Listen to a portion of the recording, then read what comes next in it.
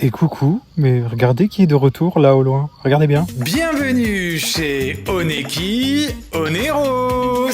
Hello par ici. Waouh. J'avais prévu à la base sur YouTube de faire des vidéos une fois par semaine.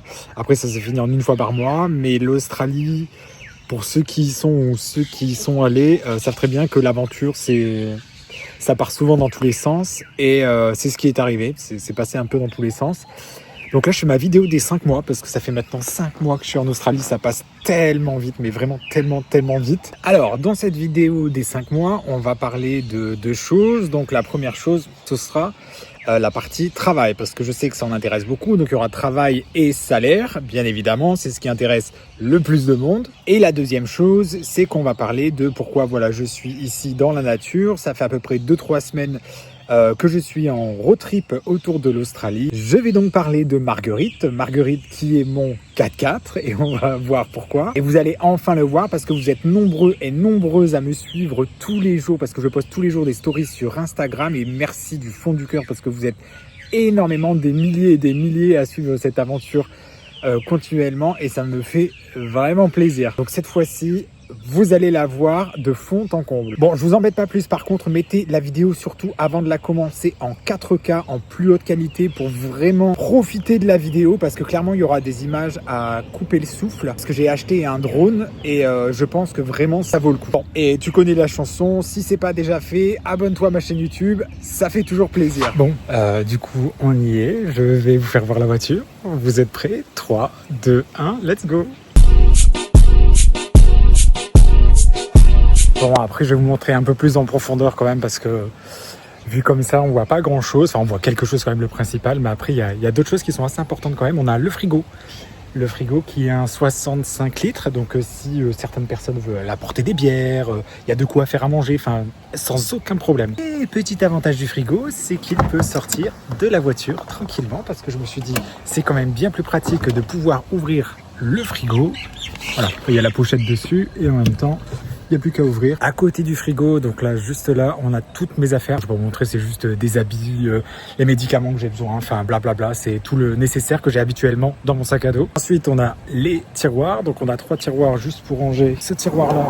Pas mal de bouffe. Bon, après, c'est tout ce qui est cuisine, des éponges, il y a absolument tout. Oh, là, j'ai planqué l'ordinateur. Bon, bah, je vais changer de planque du coup parce que vous l'aurez vu. Ensuite, qu'est-ce qu'on a d'autre? Et en fait, il y a tout le nécessaire pour faire la vaisselle, la bassine. Ensuite, l'égouttoir également. Il y a absolument tout le nécessaire dedans. Donc, une fois que le deuxième tiroir est fermé, nous avons tadadam, tout le nécessaire pour la cuisine. Donc, ça, c'est une mallette où on comprend tout. Il y a 4 assiettes, 4 fourchettes, 4 couteaux, blablabla. Enfin, tout le nécessaire. Il y a des couteaux pour couper les légumes, etc. Et ensuite, il y a la gazinière que je vais vous montrer. C'est simple. Il y a un troisième tiroir qui est juste là. Il y a juste à le tirer et à poser la gazinière dessus. Alors, ça, c'est vraiment en cas de coup rapide. Mais si j'avance juste là, on a la table. Aujourd'hui, je vous présente pour 599 € cette élégante cuisine. Non, Marie-Ange Nardi sort de ce corps. Alors ici, je voulais te présenter ma tante, mais pas ma tante. Là, c'est ma tante sur le toit, mais pas ma tante qui est sur le toit. Bref, tu m'as compris. Du coup, j'ai eu un gros problème avec mon téléphone et ça n'a pas enregistré. Donc voilà, c'est tout ce que tu auras. Alors du coup, on va monter cette échelle. Voilà. Le petit confort que j'ai, on va dézoomer pour que vous voyez bien. Et c'est hyper grand, franchement. Alors moi qui fais 1m85, je suis large de chez large. Il y a des personnes de plus de 2 mètres facilement qui peuvent dormir dedans. J'ai un duvet au cas où j'ai froid. Après j'en ai plusieurs parce que si j'ai des invités et tout. Mais après on peut ouvrir la fenêtre qui est en face de partout pour que ça aère, pour éviter justement tout ce qui est humidité, etc. Mais franchement, c'est super cool. Bon, je vais vite fermer la moustiquaire avant qu'il y ait des bébêtes. On va continuer à faire le tour du propriétaire. Donc, comme vous le voyez là, juste là, il y a un auvent avec la table et une chaise. Bon, bah, je suis tout seul, mais j'ai 4 chaises. Sinon, qui veut bien venir, vient. Il n'y a pas de problème. Alors, on va quand même faire la vue de devant. Alors, de devant, et bien évidemment, un pare-buffle. Là, si on veut pas se prendre un kangourou ou quoi que ce soit dans la voiture pour se la faire défoncer. Rajouter également, hop, une petite caisse sur le toit, tout ce qui va me servir pour la mécanique, l'huile moteur, etc., l'eau, vraiment tout ce qui va servir pour le moteur ou pour la voiture, par exemple pour changer une roue, etc., parce que pour un 4x4 de cette envergure, clairement, c'est pas un petit criquet qu'il faut, c'est un énorme. Et quand on voit cette taille de roue, ça se change pas comme sur une Twingo, hein, bien évidemment. Donc non, j'ai pris tous les équipements nécessaires et voilà, je suis bien content de à quoi ressemble tout tout mon 4x4. Et là, bon, c'est un peu le grand luxe aujourd'hui, c'est que j'ai une salle de bain privée. En fait, c'est juste une petite douche, des toilettes et un petit miroir et un lavabo. Parce que de temps en temps, ça fait du bien aussi de pas forcément prendre sa douche dehors. En parlant de la douche, justement, je vais vous faire voir la douche solaire. Alors, la douche solaire, le principe est assez facile. Il y a à peu près 20 litres d'eau dedans. Donc, il y a une barre qui maintient le tout. Il n'y a plus qu'à l'accrocher sur le roof rack, en fait, sur le... Je sais plus comment on dit en français, bref, le truc qui maintient la roof tent et tout sur le toit. Ensuite, il y a le petit tuyau ici avec, oh c'est tout mignon, la petite douchette ici, il n'y a plus qu'à brancher ici, allumer, et ensuite vous prenez la douche. Alors la douche, si vous êtes en plein milieu de nulle part, c'est bon, il n'y a pas besoin de rideau, mais je vais vous mettre une petite image de ce que moi j'ai acheté. Là je vais pas le montrer parce que ça sert absolument à rien et c'est super chiant à remettre en place, parce que c'est comme les tentes en quelques secondes là. Enfin, vous voyez ce que c'est juste une horreur. Bon bref, mais c'est super pratique et en plus je sais pas pourquoi ça se fait pas à une seule, mais ça se fait à deux. Donc je sais pas si vous voulez inviter des amis à prendre une douche avec vous, vous pouvez. Alors du coup, qu'est-ce qu'on trouve d'autre? On va trouver le tank d'eau. Il y en a pour 30 litres, donc c'est pour boire, faire la cuisine, faire la vaisselle au cas où on est au milieu de nulle part. Donc là il est aux 3/4 plein, mais moi je m'en sers beaucoup pour boire, mais après quand je serai au milieu de nulle part, il vaut mieux avoir 30 litres. Mon bidon de diesel de 20 litres, bon après vu que pour l'instant je suis sur la côte et pas encore en plein milieu de l'Australie, j'en ai pas forcément besoin, donc pour l'instant il n'est pas encore rempli, j'ai pas l'utilité, et je le mettrai plus tard sur le toit. Là pour l'instant bon il est bien là, parce qu'en plus j'ai personne dans la voiture pour l'instant. Donc je me suis aménagé la voiture en tant que personne seule. Après si j'ai une deuxième personne ça passe, on peut mettre d'autres affaires, mais si j'ai une troisième personne aussi, il faut que je réorganise et que je mette un peu plus derrière. Mais bon, pour l'instant c'est en organisation, moi je voyage tout seul. Ce qu'on a d'autre également, c'est ça. Ça sert quand tu es embourbé dans le sable à pouvoir t'en sortir, parce que clairement ça arrive à beaucoup de monde, et après pour sortir de là sans avoir ce genre de truc avec une pelle, c'est une horreur. Alors ensuite, qu'est-ce qu'on a d'autre? Cette lampe trépied, et ça en fait c'est quelque chose qui se détache. J'ai coupé la vidéo pour que ce soit plus rapide, donc du coup, et voilà, on peut la moduler comme on veut, vous pouvez la poser sur la table. Après ce qu'on trouve d'autre dans la voiture aussi, c'est il y a un matelas autogonflant avec la pompe intégrée. Il y a une espèce de lit transat aussi que j'avais eu avec la roof tent. Voilà, c'est à peu près tout et c'est déjà énorme, donc on se dit que tout ça après rentre dans la voiture. Donc quand tu m'as la réalisé, ça fait quelques jours que je suis sur les routes et je trouve ça mais juste incroyable. Après ça demande une organisation au début, et un peu le bordel clairement, on va pas se mentir, de trouver son organisation, de tout mettre en place, de savoir comment tout monter, démonter, etc. Mais non, après ça va tout seul, et là au bout de quelques jours je suis assez content de mon arrangement de la voiture, quoi, tout simplement. Et dernière chose dont j'ai oublié de parler, c'est, on va me dire, mais comment tu arrives à faire fonctionner le frigo? Alors du coup, dans la voiture, il y a deux batteries. Il y a une batterie donc pour voilà, faire fonctionner la voiture comme habituellement. Il y a une seconde batterie qui est aussi à l'avant, je ne vais pas ouvrir tout le moteur, etc. Et en fait, la sortie de cette batterie, elle se trouve juste ici. Alors après, j'ai branché directement le frigo parce que j'ai pas d'autre chose, mais sinon, une rallonge sur laquelle je peux brancher plein d'autres prises. Je suis complètement autonome. Alors il y en a, ce qu'ils font, c'est également, alors ça j'ai pas fait, alors j'ai déjà fait pas mal parce que la voiture il y avait rien dedans. Donc du coup j'ai tout fait. Pour la batterie, certaines personnes utilisent des panneaux solaires pour recharger la batterie. Donc j'avoue que j'ai pas encore pensé à ça, mais j'avais tellement envie de partir, et c'est surtout mon visa il est en train de courir, etc. Donc du coup il faut que j'avance aussi. Donc peut-être qu'en route j'achèterai des panneaux solaires, mais pour l'instant, ça le fait, j'en ai pas forcément besoin. On verra bien sur la route si franchement j'en ai besoin. Alors et du coup, dernière chose, puisque vous avez compris dans le début de la vidéo que j'ai appelé ma voiture Marguerite. On va se dire, mais pourquoi Marguerite? Marguerite parce que ça a une signification un peu particulière pour moi. Marguerite, ça représente quand même la force, du caractère, ça représente énormément de choses. Et donc du coup, en fait, Marguerite, parce que ma maman s'appelait Daisy, enfin elle s'appelle toujours, elle est décédée, donc du coup Daisy, et Daisy en anglais ça veut dire Marguerite. Alors du coup quand je parle avec des personnes qui parlent anglais, je dis Daisy, mais voilà, là je fais une vidéo YouTube française, donc du coup j'appelle Marguerite. Donc du coup il y a une vidéo, la vidéo c'est moi. Donc du coup je disais, il y a une photo de ma maman qui est juste là, et ensuite derrière j'ai écrit, ça c'est en anglais parce que on est en Australie, il y a marqué You are never alone. Et si j'ai écrit ça, donc là c'est en anglais, il y a plusieurs choses qui sont marrantes là-dedans. C'est que c'est mon père qui me répète souvent ça, qu'on n'est jamais seul. Après on peut l'entendre de différentes manières, mais il me dit toujours tu n'es jamais seul. Et je sais que mon père, Je sais que, coucou papa, quand je dis des mots en anglais alors qu'on est en France, il aime pas trop. Donc du coup, c'est un petit clin d'œil à mon père pour le dire. T'as vu, je l'ai écrit en anglais. Donc voilà, je sais qu'il va avoir le sourire quand il va voir ça. Mais ouais, voilà. Donc du coup, j'ai mon papa et ma maman avec moi. Et bien évidemment, j'ai aussi... là, ça va être séquence un peu émotion. Ah, pas pleurer, hypersensible. Je pense aussi à mes 4 sœurs. On va dire que je m'en suis des fois toujours voulu d'avoir... par rapport à certaines de mes sœurs, un peu plus de moyens qu'elles. Je leur ai dit, je m'en serais voulu si je montre des choses comme quoi, elles peuvent pas voyager, voilà, dans ce sens-là. J'en ai parlé, elles m'ont dit qu'elles étaient très contentes pour moi, que d'ailleurs j'ai une famille formidable pour ça, qu'elles étaient très contentes pour moi et que du coup, surtout une de mes sœurs, ça reste dans ma tête et qu'elle me dit en gros que du coup mes yeux étaient ses yeux à travers le voyage et que du coup voilà, elle pouvait voyager à travers mes vidéos, etc. et que ça l'emmenait loin de son quotidien et voilà, je suis très ému par rapport à ça. Hop, on va attendre. Voilà, je suis revenu. Bref, maintenant que j'ai eu leur approbation, parce que j'ai pas besoin de ça, mais justement qu'elles me disent que tout va bien, que je dois me faire plaisir, etc. C'est vrai qu'en général, je me dis, mais pourquoi moi j'ai la chance, c'est pas forcément de la chance, j'ai travaillé aussi pour d'avoir tout cet argent. Enfin, tout cet argent. Quand je monte tout cet argent pour voyager, pour faire ce que je fais aussi. Et puis même en Australie, j'ai travaillé pendant 4 mois. Du coup, voilà, c'est un soulagement pour moi et je m'en veux pas, tu vois, je m'en veux pas, même si... voilà, j'y pense, mais je suis content qu'elle puisse voyager à travers mon contenu. Et voilà, c'était la petite séquence familiale et émotion. Bon allez, ravale tes niflettes, nous on veut voir le parcours. Nous partis de la Gold Coast.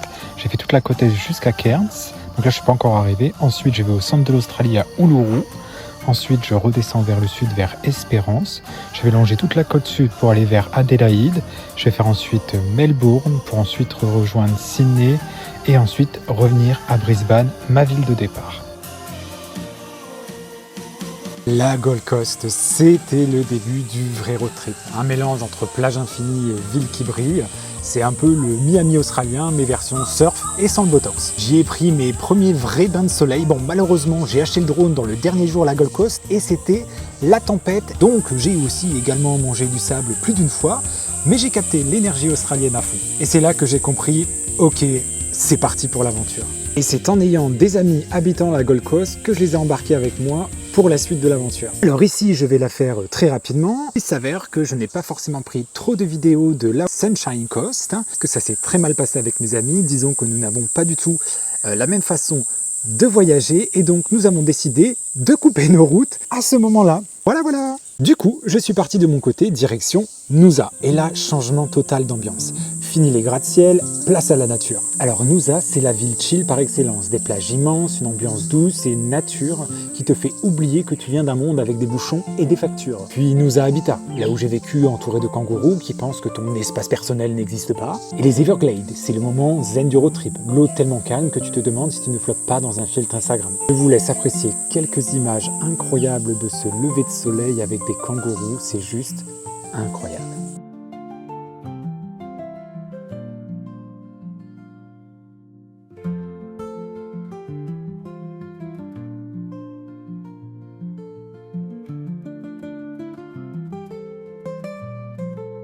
Ensuite, je suis arrivé à Hervey Bay.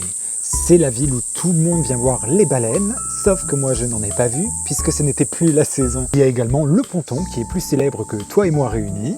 Tu te balades dessus et tu te dis que c'est juste un ponton. Et puis tu réalises que tu viens de marcher 10 minutes et que tu n'es toujours pas au bout. C'est clairement l'endroit parfait pour ralentir et souffler un peu avant de reprendre la route. Observe ça, une magnifique nuit avec une très belle lune. Et cette magnifique mer peu agitée. Agnes Water. C'est le village de surfeurs relax qui sentent la crème solaire à 3 km. C'est simple, tout le monde est pieds nus, tout le monde est gentil et tout le monde a l'air d'avoir abandonné les problèmes depuis bien longtemps. Tu viens pour une nuit, tu restes 3 jours sans savoir comment c'est arrivé.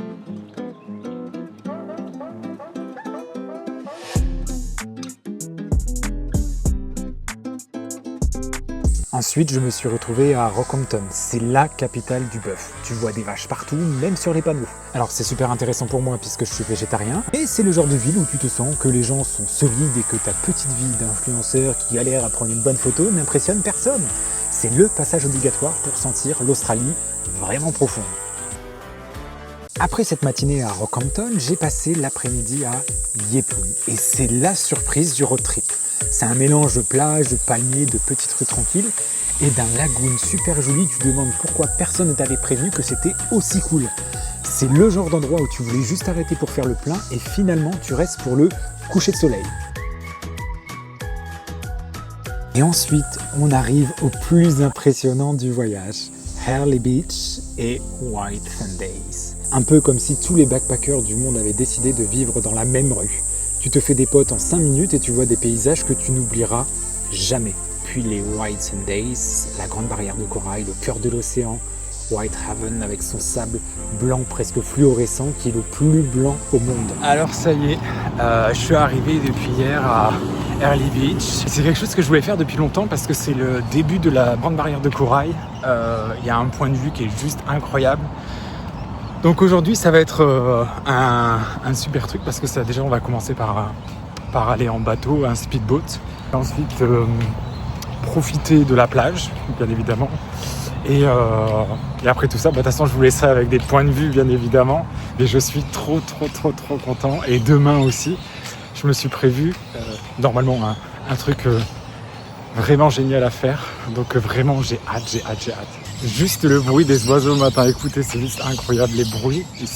Ici j'adore, tous les matins je me réveille avec des bruits de fou. Et petite anecdote également que j'ai sur la route, c'est je viens de passer le tropique du Capricorne, donc à partir de là, il y a différentes choses, donc c'est là où commence la grande barrière de corail et c'est là où il commence. Alors déjà il fait chaud partout dans le Queensland, mais ici c'est vraiment l'humidité qui prime et je sens depuis que je suis arrivé depuis 2 jours, enfin un peu plus bas aussi c'était pareil.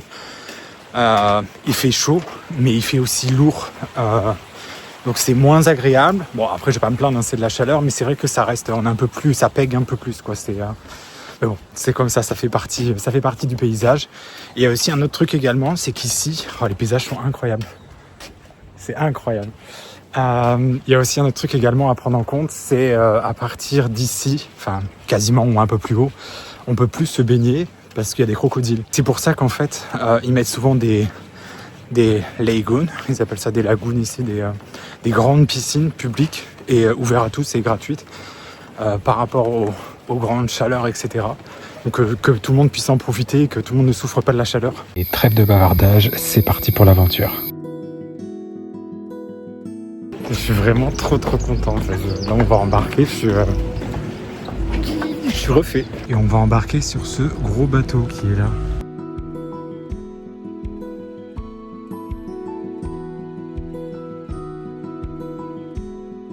Du coup, bienvenue à Whitehaven Beach. Tout d'abord, on nous propose une petite randonnée de 20 minutes pour avoir une prise de vue en hauteur de toute l'île.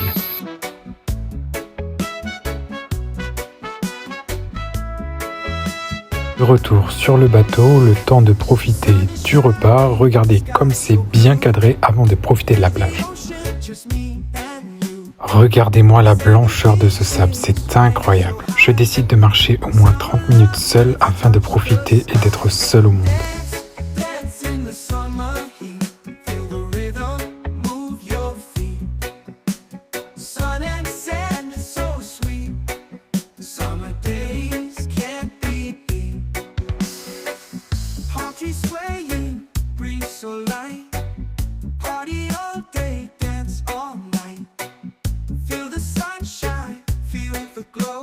Allez, une petite dernière baignade avant de remonter sur le bateau. Whitehaven Beach, ce genre d'endroit qui te retourne la tête autant que la vie elle-même. On croit avoir tout vu, puis ce bleu apparaît et tout devient simple. La beauté ici ne se regarde pas seulement, elle se ressent. Elle te rappelle de respirer, de ralentir, de profiter. Quand le sable défile et que la plage tourne autour de toi, tu réalises que la vie aussi mérite d'être vécue à 180 degrés, pleinement, intensément, sans rien retenir. Whitehaven Beach, c'est un rêve qui te remet droit, même quand tout tourne. Bon, je sors de la croisière Je suis vraiment un peu déçu. En fait, j'ai hésité déjà à faire la vidéo là parce que je suis dans ces moments-là. En fait, vaut mieux que je sois seul parce que je suis en train de rouméguer tout seul. Et en fait, c'était pas la bonne croisière que je voulais faire. C'est pas ce que je voulais voir. Il y a un point de vue qui est le plus connu en Australie et je voulais absolument le faire. C'est le truc à faire. Et en fait, sur leur croisière, il y a marqué cruise, il y a marqué lookout. En gros, c'est un point de vue. Et c'est un peu confus parce qu'en fait, ils mettent ça, mais ils mettent la photo de ce que je voulais. Et en fait, on se retrouve sur un autre point de vue. C'est pas le bon point de vue. Donc en fait, je leur ai demandé, ils ont dit, ah bah oui, c'est vrai que c'est un peu confus. Bah oui, c'est un peu confus. Donc du coup, en fait, j'ai passé toute ma journée à la plage. Donc ça, je le savais. Donc en fait, je suis dégoûté. J'ai quand même bien enjoy ma journée. J'ai quand même profité. On fait avec. Il y a pire dans la vie. Donc là, j'étais en train de regarder pour éventuellement repayer demain, sachant que c'est pas forcément donné. Et bien, il s'avère que tout est sold out pour demain. Et je comptais partir après-demain. Donc du coup, j'ai pas trop d'options. Je suis un peu dégoûté pour demain. J'avais prévu de faire quelque chose d'autre. Et là, du coup, je me retrouve à rien faire. Donc du coup, je suis vraiment un peu déçu. Un peu là, faut que je souffle un petit peu. Et puis, je pense que ça ira mieux. Mais là, ouais, je suis pas dans le bon mood là. Faut que je redescende un petit peu. On se retrouve plus tard. Et mais regardez qui voilà. Avec le sourire, il est revenu. Il a passé sa petite soirée, sa petite nuit tout seul, il est content. Ouais, alors ça c'est un de mes trucs, c'est que quand il y a un truc qui va pas, en fait, je suis comme ça. C'est mon monde s'écroule, on va tous mourir. Enfin bref, je suis très alarmiste. Et dans ces moments-là, en général, j'aime pas parler aux gens parce que justement, je transmets trop d'ondes négatives. Donc du coup, je préfère rester tout seul. Et donc du coup, en fait, hier, c'est vrai que j'étais un peu dégoûté. Après, il y a une partie de ma faute. En fait, je pense que c'est 50-50 parce que même eux, ils ont dit que oui, ça porte à confusion. Bon, bref. Après, l'histoire est passée. J'ai repayé aujourd'hui pour un autre tour avec une autre compagnie. Bien évidemment, je vais pas repayer pour eux. Mais j'ai réussi à trouver in extremis parce qu'en fait, toutes les compagnies, de ce que j'ai vu, les prochaines places, c'était ce week-end. Là, on est le mercredi, jeudi, je crois, un truc comme ça. Et il n'y avait plus de place pour la semaine. Et là, j'ai trouvé une place pour aujourd'hui. Je suis vraiment, vraiment content. Bon, ça me fait un peu chier d'avoir payé plus, mais tant pis, c'est comme ça. J'ai pas le choix. Enfin, quand je dis j'ai pas le choix, c'est... si, j'ai le choix, en fait. Je peux ne pas y aller. Mais c'est vraiment un incontournable en Australie. C'est l'un des sites les plus vus. Donc, du coup, j'ai vraiment pas envie de rater ça. Et voilà, quoi. Je vais passer une super journée. Ça va être génial. Et à la base, voilà, j'avais prévu quelque chose... Enfin, j'ai envisagé de prévoir quelque chose d'autre aujourd'hui à la place de ça, du coup, qui était un gros budget aussi. Mais du coup, je sais pas. Je sais pas si je le fais demain ou pas parce que j'ai encore une nuit ici, du coup. Je sais pas, je suis en train de me tâter. Mais en tout cas, je suis super content parce qu'en plus, les rendus des photos sont juste incroyables. Et par contre, comme s'il y a bien un truc qu'on doit faire attention, donc comme je le dis toujours, enfin, tout le monde le dit, la crème solaire en Australie, c'est primordial. Premier cancer en Australie, la peau. Donc c'est un incontournable. Donc hier, j'en ai mis. Mais ils avaient prévenu, ils donnent aussi des combinaisons. Et j'avoue que la combinaison, je ne l'ai pas mise. Hier, même avec la crème solaire, une très très très très très très bonne crème solaire. J'ai un peu brûlé dans le dos. Enfin brûlé, pas brûlé, mais ça a un peu chauffé dans le dos. Après, quand t'es tout seul, c'est super chiant à mettre de la crème solaire. Bon allez, trêve de bavardage et allons voir ce magnifique point de vue.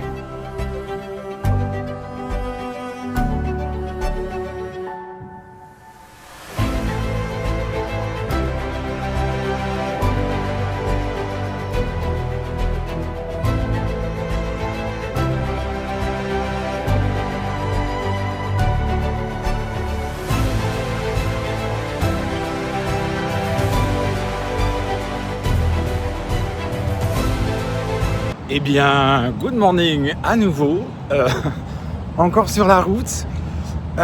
C'était absolument pas forcément prévu que je reste, mais vu que la situation ne s'était pas passée comme prévu, comme je vous ai dit dans la précédente vidéo, j'ai dû booker 2 fois les White Sunday.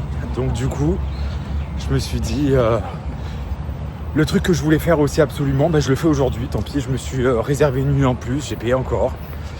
Mais voilà, j'avais tellement envie de le faire, je suis super content. Et puis je vous laisse regarder ce que j'ai fait. Pour commencer, il me faut prendre un bus. Ensuite, il me faut un avion, également un pilote, ça peut toujours servir. Quelques passagers, c'est optionnel. Et nous sommes parés à décoller. Direction le même point de vue qu'hier, mais vue du ciel. Et croyez-moi, c'est incroyable. Regardez-moi cette merveille.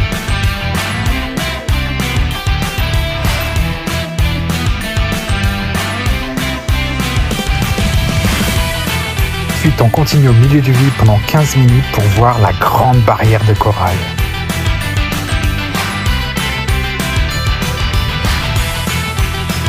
Juste ici, nous allons voir le célèbre cœur de l'océan.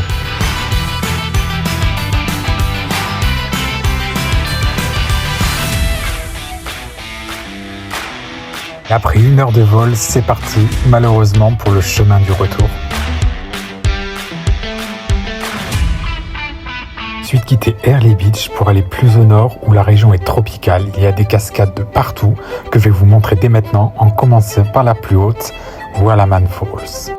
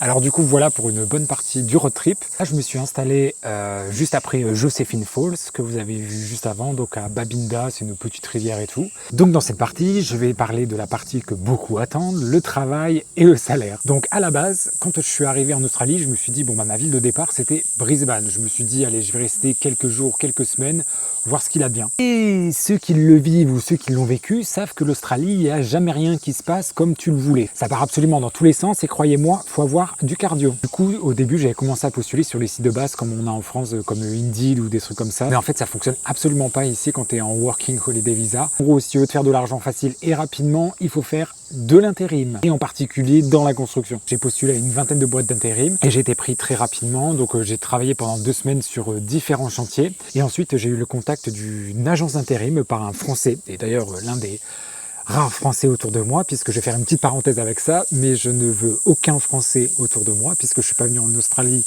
pour parler français ou pour rester entre Français. Je suis ici pour la culture et m'immerger voilà, avec les locaux et d'autres personnes pour voilà, être vraiment immergé dans la culture, apprendre de la culture, apprendre du pays et découvrir du pays surtout. Mais en numéro 1, c'est surtout pour mon anglais. Et en 5 mois, mon anglais, il est monté en flèche, mais comme jamais. Au début, je baragouinais, je bégayais, et maintenant en 5 mois, c'est hyper fluide, je peux parler sans aucun problème, des longues conversations, des sujets un peu plus approfondis et tout, donc c'est vraiment cool, sachant que j'ai absolument tout en anglais. Mon téléphone est en anglais, quand je pose des questions à ChatGPT, c'est en anglais, tout, absolument tout est en anglais, et ça fonctionne, clairement, il n'y a pas de secret. Bref, je ferme ma parenthèse. Donc je disais, j'ai eu le contact par un Français, une agence d'intérim, et l'agence d'intérim m'a contacté, voilà, m'a donné mon premier boulot, et je suis arrivé sur le boulot, et en fait, le chef m'a dit, bah si tu veux, c'était un jeudi, il m'a dit, bah si tu veux, tu peux venir le vendredi. Je dis bon, bah, pourquoi pas. Et après le lundi, il me commence à dire oui, bah, tu peux revenir le mardi, blablabla. En fait, ça a continué comme ça et au bout d'un moment, il me dit bon, bah, si tu veux, tu peux rester jusqu'à la fin du chantier parce que tu bosses bien, je t'aime bien et puis j'ai envie de t'aider et tout. Voilà, ça s'est fait comme ça, c'était assez improbable. Et donc du coup, je suis resté travailler avec eux jusqu'à quasiment la fin du chantier. Moi, au bout d'un moment, il fallait que j'avance aussi dans mon road trip, etc. Donc du coup, j'ai travaillé quasiment 4 mois avec eux et c'est pas rien parce qu'en intérim, c'est pas souvent que tu peux trouver des travails sur le long terme. Donc du coup, je suis plutôt chanceux sur ça. Donc en termes de salaire, voilà, on y vient, on est là, écoutez grand vos oreilles. Du coup, je travaillais 4 mois. Ah, les mouches, elles piquent ici, elles mordent, ça fait terriblement mal, c'est horrible. Aïe. Bref, du coup, je disais, j'ai travaillé donc du lundi au vendredi 40 heures semaine, donc pendant 4 mois. À 35 $ de l'heure. Je vais vous mettre toutes les conversions à côté, comme ça ce sera plus facile. Et je faisais des heures sup quasiment tous les jours. Sachant que les heures sup, on est quand même plus sur du 49 $ de l'heure. Et en plus, on a les primes de repas et les primes de transport. J'ai également travaillé les samedis et les dimanches, soit pour ce chantier ou soit pour d'autres chantiers, parce que j'étais toujours en contact avec d'autres agences d'intérim. Là, les week-ends, on est plus sur de 62-64 $ de l'heure. Et le plus que j'ai fait, c'était un jour férié et j'ai travaillé pour 77 $ de l'heure. C'est pas rien. Tout ce que j'ai dit là, oh fuck! Les week-ends, oh, putain, mais c'est pas possible là. Je le fais pas exprès, mais ça fait depuis 5 minutes que je me bats avec une mouche et une horreur. Je suis en train de refaire les plans à chaque fois juste pour le salaire, ça m'énerve. Bref, j'espère que je vais y arriver maintenant. Donc du coup, ce que je viens de dire, c'est en brut. J'ai charbonné toutes les semaines de toute façon pendant 4 mois et en travaillant également de très nombreux week-ends, j'ai fait 24 000 $ net de salaire. Donc ça veut dire qu'on tourne environ autour des 1400-1500 $ semaine. Alors je dis en semaine parce qu'ici en Australie on est payé à la semaine. Donc en gros si je convertis en euros et en mois, on tourne environ à 3700 € plus ou moins par mois. À titre de comparaison, le job que j'ai fait en France, il est quand même plus ou moins au SMIC. Voilà, je pose ça là. Alors je vais parler d'un autre sujet qui est important parce qu'en Australie j'ai rencontré quand même pas mal de Français qui me disent ouais moi j'arrive pas à mettre de côté, comment tu fais, je sais pas comment tu fais. Alors moi ce que j'ai fait dès le début, je suis arrivé et j'ai calculé toutes mes dépenses par semaine. Ensuite dès que j'ai commencé à travailler, j'ai inclus les recettes et je voyais semaine par semaine où j'en étais. Bien évidemment dans les dépenses j'ai compris aussi le billet d'avion, le coût du visa, etc. Enfin absolument toutes les dépenses pour voir à quel moment j'allais pouvoir équilibrer la balance. Donc on va dire qu'à environ 2 mois en Australie et avec des salaires, j'ai réussi à tout rembourser et à commencer à faire du bénéfice. Je sens également que j'ai quand même une vie assez tranquille, je ne bois plus, je ne fume plus, je ne sors plus. Et je fais très peu d'activités. J'en fais, mais voilà. C'est une vie qui me convient, je suis assez calme, je reste souvent seul, c'est quelque chose qui me plaît. Donc voilà, j'ai pas énormément de dépenses, hormis les courses. Et les courses sont moins chères qu'en France. Et après, il y a le logement. Le logement est en général égal ou voire bien plus cher, et en particulier dans les grandes villes comme Brisbane, Sydney ou Melbourne. Et on va dire aussi que les activités, je pense qu'elles sont également moins chères en Australie. Donc en gros, en 4 mois et demi, j'ai fait un bénéfice d'environ 4 800 € net. Bon, après, tout a changé parce que j'ai acheté Marguerite qui est derrière avec tous les équipements. Donc je suis plus vraiment en bénéfice, mais bon, sachant que la voiture je vais la revendre, etc. Donc pour l'instant en fait le coût de la voiture je ne l'ai pas intégré dans mes dépenses. Bon bah, déjà parce que de base j'avais de l'argent de côté, mais on va dire que je m'en sors quand même plutôt bien en termes de job, parce que la plupart qui arrivent à faire de telles sommes ou des sommes quand même un peu plus supérieures, ils sont en mine, hein. C'est quelque chose qu'on entend énormément. Donc pour un job qui est dans une ville en construction, je trouve que je m'en sors plutôt pas mal. Après voilà, j'ai pas compté mes heures, j'ai toujours fait des heures sup, j'ai travaillé énormément de week-ends. Mais après voilà, il faut choisir pourquoi aussi on vient en Australie. Ça amène à faire des choix, voire même des concessions pour pouvoir bien mettre de côté. Ah, une chose, et ce qui est important également, l'assurance en Australie. Alors je vais te dire pourquoi une assurance c'est important en Australie. Puisque ces dernières semaines, je me suis retrouvé avec une facture de 550 $. C'est-à-dire 200 $ pour une consultation chez le médecin et 350 $ rien que pour les prises de sang. Donc autrement dit, prends une assurance. La plus connue et la plus fiable, c'est Shapka. Et avec mon code promo que je vais t'afficher juste là, tu as 5% directement sur le prix de ton assurance. Donc surtout, crois-moi, ne néglige pas l'assurance. Et tous ceux qui sont en Australie te diront ne néglige pas l'assurance, parce qu'il arrive quasiment toujours quelque chose en Australie à quelqu'un, genre un bras cassé, une jambe, un machin, un truc, une piqûre, un truc. Prends une assurance, vraiment. Du coup, j'espère que la vidéo t'a plu. N'hésite pas à me mettre un petit like parce que ça fait toujours plaisir pour le référencement de la vidéo. Dis-moi en commentaire ce que tu as pensé de la vidéo et si tu as des questions, n'hésite pas à les mettre en commentaire. Je vais essayer d'y répondre au mieux que je peux, sachant qu'en ce moment, en plus, là, dans mon road trip, je vais commencer à être dans le centre de l'Australie, donc j'aurai quasiment très peu de réseau.